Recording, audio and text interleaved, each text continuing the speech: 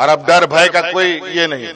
और जो लोग यहाँ पर इस भय का माहौल बनाने वाले लोग हैं, अगर मेरी आवाज उनके कानों तक जा रही है, मैं उन सब लोगों से भी नम्र निवेदन करता हूं कि कोई भी समस्या का समाधान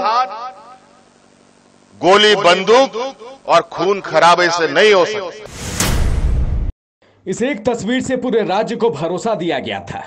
नक्सल प्रभावित इलाकों में रहने वाले लोगों में उम्मीद जगाई गई थी। इस एक तस्वीर के जरिए सुरक्षा बलों की हौसला अफजाई की गई थी। यकीन होने लगा कि बूढ़ा पहाड़ पर मुख्यमंत्री के पड़ते पांव से नक्सलियों के नीचे से जमीन खिसक जाएगी। ऑपरेशन लोटस, ऑपरेशन बुलबुल और ऑपरेशन थंडर की कामयाबी की गाथा सुनाई दे रही थी। साल के आरंभ में बूढ़ा पहाड़ में सरकार के कदम से लगा कि राज्य में नक्सलियों का खात्मा हो गया।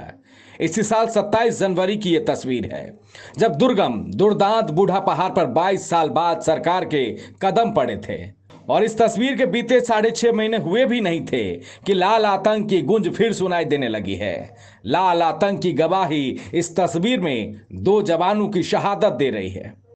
आज हम लोग अपने झारखंड जगुआर के 2 जवानों को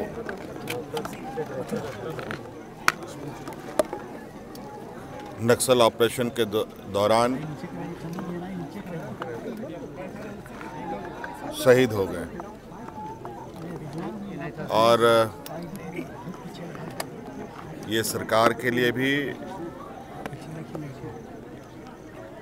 और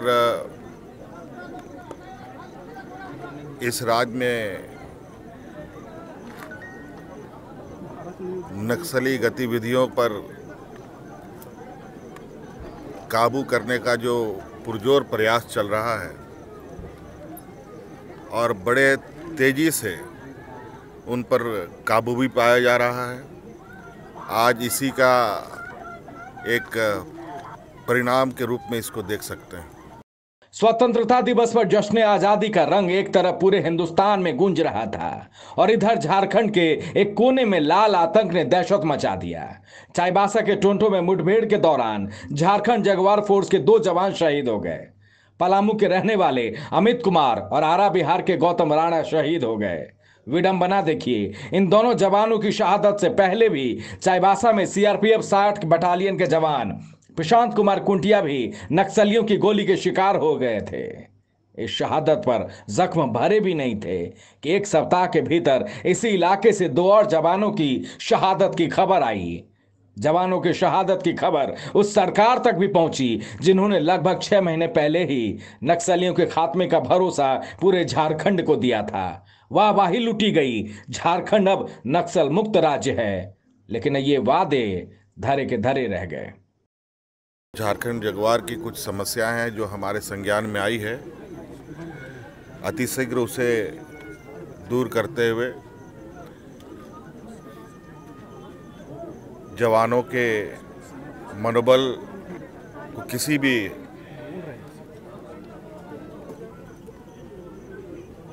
हालात में इनका मनोबल को हम लोग गिरने नहीं देंगे और जो इस तरीके के दुस्साहस कर रहे हैं उसको मुंहतोड़ जवाब भी देंगे।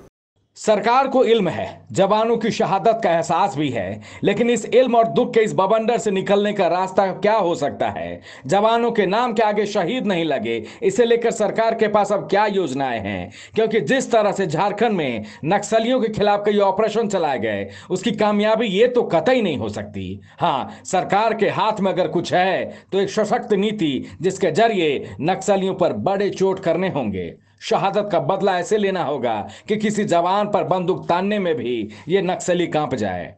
Bureau report, news bye scoop.